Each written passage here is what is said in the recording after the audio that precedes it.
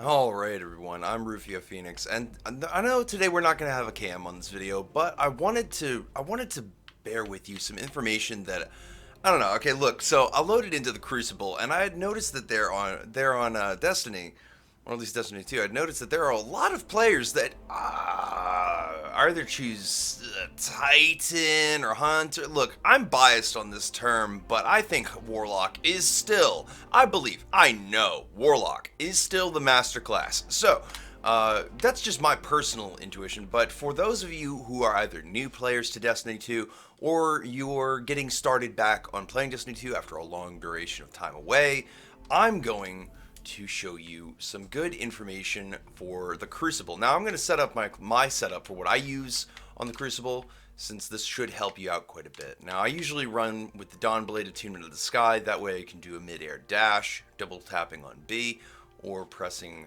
on your control button on your keyboard and mouse. Of course I'm playing on PC, but a lot of people are still on console, so bear with me. If you're on PS4, you probably would go to press the circle button. So, okay, now that I've kind of transcribed this whole list of things to do, okay, so, Healing Rift. Don't worry about the Empowering Rift, okay? Don't worry about no Empowerment Rift, because the two best setups, the two best Dawnblade setups for any Crucible battle, whether you're playing Control, Rumble, or any of the other game modes, even the Iron Banner, the best choices are always the Attunement of the Sky, or the Attunement of Grace. The reason for the Attunement of the Sky, bearing with this, is you get an extra boost in agility. You get a double tap that allows you to dodge midair and grants you a little bit more mobility whilst playing the Crucible. Now, if you're a multiplayer fan like me, you will surely enjoy this.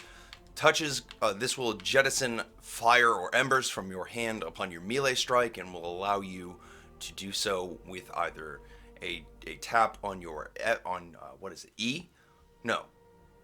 Yeah, E key on your keyboard. It will be on right bumper on Xbox controller, and it will be on your R1 on PlayStation. So, this should help you quite a bit, because realistically, all of these are perfect setups.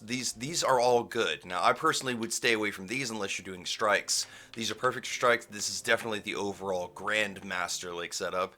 But if you're playing to be a supportive role and a defense player for Control, this is where you want to be. This is where you want to be for most objective game modes within the Crucible.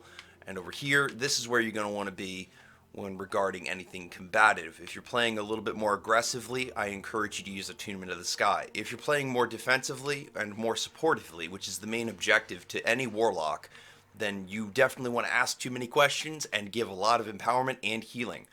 So if you want healing and you want to start off with healing, so go with the Healing Rift. You definitely want the most amount of movement in the air as possible, as that's going to grant you more ability in terms of mobility, aiming spectrum, and places where other players won't be able to go. Then if you're playing aggressively, as I've said, go with the Attunement of the Sky. If you're playing more defensive, supportive, run the Attunement of Grace for the Well of Radiance. That gives you this basically gives you immortality for a temporary duration of time, and will help you to fortify and hold points in Control. It's one of my favorite game modes, so I hope you will enjoy this little run through, since some of you have no clue how to, or at least you don't show me that you know how to play objectively. And I'm hoping this isn't the case, and so maybe you're just trolling me a little bit, but I'm going to help you guys out anyway, because I saw some absolute doo-doo, and I want that to change so that it can be fixed. So, definitely run either the Attunement of the Sky or the Attunement of the Attunement of Grace under the Dawnblade. This, the one with the Phoenix Dive, the Attunement of Flame, is probably the least used, and I will eventually do a couple of gameplays using this just to show you that it is the least optional or the least valid option within any form of anything other than Gambit. This is like, the Attunement of Flame is best for Gambit. Other than that, use one of these two, and for this case, I'm going to go with a more supportive role. And if I needed to, I'm definitely going to go with that. But I'm going to go with the support role, since that's my typical general. But we're going to go with aggressive this time.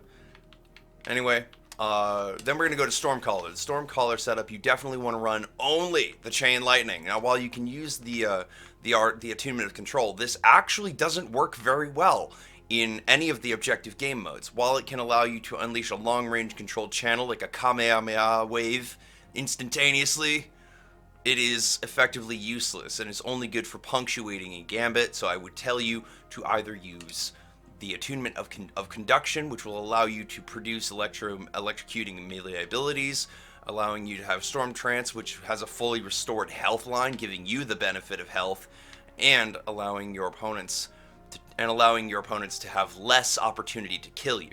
This is good for a healing support aggressive role, so this will be perfect for you if you are an aggressive player and you want to run a Warlock.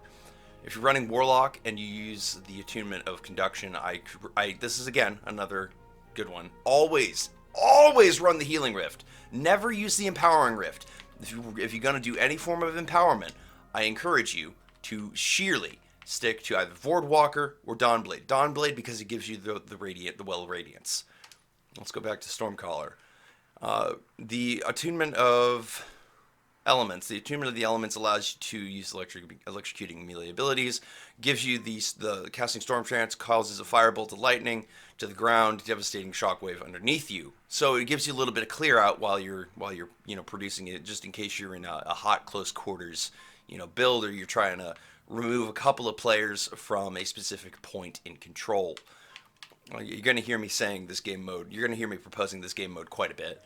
Arc Soul allows you to grant ally uses that grant Arc Souls and aid into battle. So it gives you healing as well as your opponent's your allied teammates Arc Soul. So it gives them a little bit of energy in return, and this will allow your Rift to last longer when it charges faster while the allies are near. This is perfect for using an SMG or for the exotic.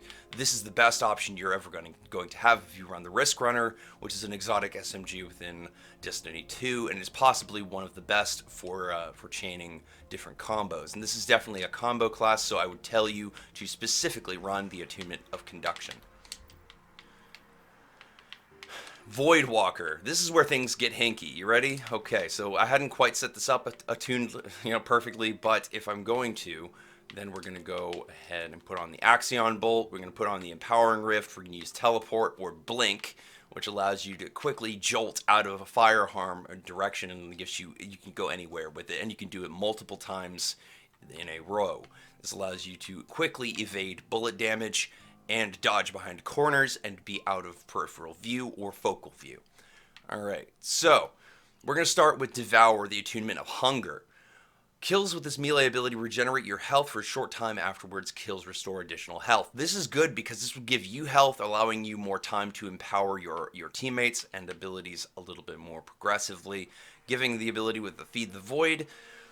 Consume your grenade energy to regenerate your health. This allows you to eat your own energy, in other words, self-healing, and grants you the ability to heal from just some of your other frag list. Like, you'd be able to eat this, and then suddenly, hey, look at that, I'm healed, motherfucker, let's go.